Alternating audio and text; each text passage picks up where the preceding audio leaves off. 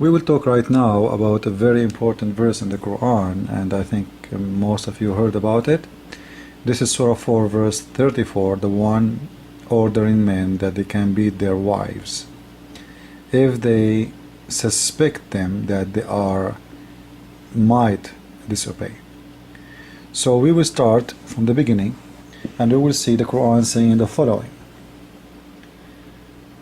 men are the protectors and the maintainers of women. So Allah is making things very clear. Men are the one who protect the women, and they are the one who maintain them. So they are in charge of that. And what else? Now Allah is explaining why. Because Allah has given the one more strength than the other. So the reason of that, because Allah, He gave the man more strength from the women. And what else? And because they support from their means, and because they pay money and spend money over the women, so Allah is giving them the charge too. So there is two reasons. Number one, because they are strong, they have muscles. Number two, because they have the money. Now Muhammad himself, he did marry Khadija, and he used to work for her, and she was in charge. She was his boss. And Muhammad, he used to make living out of the money of Khadija. She is the one, she is feeding him. Does that mean that Khadija, she was the protectors and the maintainer of Muhammad because she had the money? Question. And you know, if the man, he spend money over his house, what a big deal. Even birds, they feed their kids. The women, she is not sitting in your house doing nothing. You are not doing a favor for her by giving her food and by spending money in the house. You are doing your part, she is doing her part. Actually, the women's job is a lot harder. And you know, these days, women, they are making money, and some of them even they are making more than their husband. So making money cannot be a reason that you will be the maintainer of the house or you will be the one in charge. And having muscles, not all men, they are stronger than women. And there's a lot of men these days, they are gays even. Which means men, they can be like females. They are unnormal. So being a male will not make you better than anyone. Having a male private part will not make you better than anyone. But I hope the case will stop in there. No. We go down and we'll see that's Allah saying that if you and those women as two, those women who was part of fear, disloyalty and ill conduct. So if those women, you fear their loyalty and ill conduct, you fear, and be careful in here.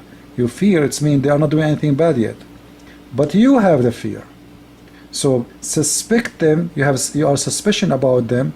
This is giving you the right to do the following. First, you admonish them. You talk to them. Well, I like this one. There's no problem with this one. Next, you stop having sex with them. Stop sharing bed. And somebody will say, well, this is not a punishment really. It's a punishment for the man more than the women. The fact, no. Because the Muslim man, he have 4 wives. If he stop having sex with one of them, what a big deal. He have still 3 left. If you have tire in your car, in the trunk, and you have 4 tires in the wheels, you don't think about a tire in the trunk until you have a flat tire. So she can be just a spare tire for a while. And it's up to him to decide when he will remember her. So it's a very bad punishment to her. And you know what? If a woman, her husband is not sleeping with her for long, maybe she will go and do something bad. Because women, they need sex too, not only men. So what kind of punishment might cause the women to do adultery? And think about sin. If you don't want her, let her go, divorce her, not jail her in her house, in her room. And by the way, in the Quran it says, وَهْجُرُوهُنَّ فِي الْمَضَاجِعِ. It's not only leaving them in their beds. No, it is jailing them in their rooms. So you jail her in her room and you stop sleeping with her. This can make and cause big depression for the women. And what is next after that? Allah saying, and last, beat them lightly. Now the Quran is in front of me, and this is the verse. As you see, doesn't say one word. It's like lightly. Where is lightly? I want to see lightly. Where is lightly? From where Muslims they get the word lightly? I'm just trying to get to know how Muslims they get those words. This is the Quran. Look with me, okay? فَعُوذُوهُنْ وَهْجُرُوهُنَّ فِي الْمَضَاجِعِ وَاضْرُبُوهُنْ. Where is the lightly? It's not there. So Muslims are not honest even when they translate the Quran, and this is something we use to it. This is why always I say I don't approve any Islamic translation. I take it just to show from their book how they lie about it, not because I approve it. So if we go down now, the Quran saying beat them, but there is no lightly. We prove this one. And just to show everyone that we don't explain the Quran up to us. We don't, and we will not. Let us go to Ibn Kathir explanation, and we will see if really the Quran saying beat them lightly or not. Now this is a woman. She came to the Prophet. She was complaining about her husband because he did beat her in her face. Here we go.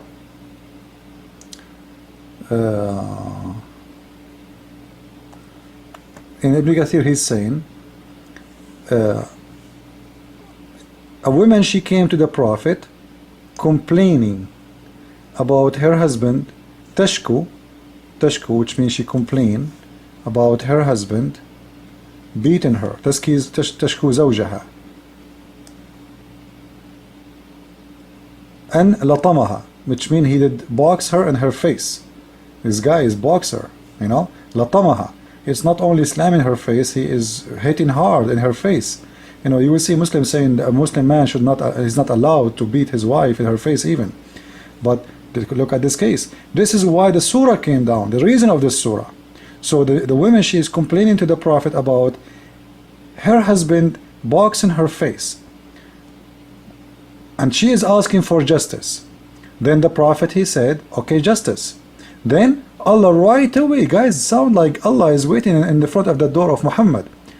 And Allah right away, he sent down a surah saying, the men, they are in control of women, or the men, they are the maintainers or protectors of women.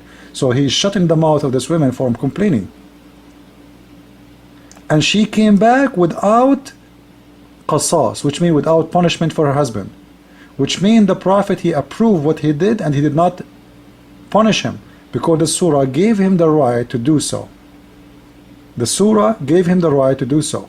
So when Muslim says to you, oh, you can use toothbrush, a stick, this is all is a garbage. And you will hear them a lot saying about miswak. Miswak is a very long root used in Saudi Arabia, and the miswak you see now, because it's became very expensive, because all Muslims want to buy it, and it's very limited as how many you can get. It's very small, short piece, but this is not the real size of this root. These roots can go for 3-4 meters, and there are roots exist in the floor in Saudi Arabia. So, and they used to beat the donkeys and the camel with them. So imagine you beat a camel with toothbrush. This doesn't make sense.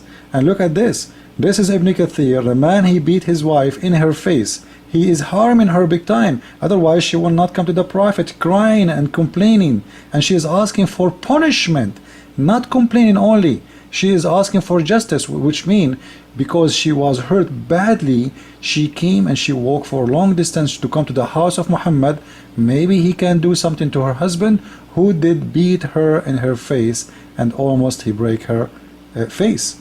But Muhammad, he did not do anything. Instead, on top of that, she came back and she have a surah to support her husband to beat her again. Because after this surah, no woman she can complain from her husband beating her. When a woman she start complaining, the man he will say, shut up, Allah said to me, I can beat you. This is really scary. Any woman wanna get beating? Convert to Islam.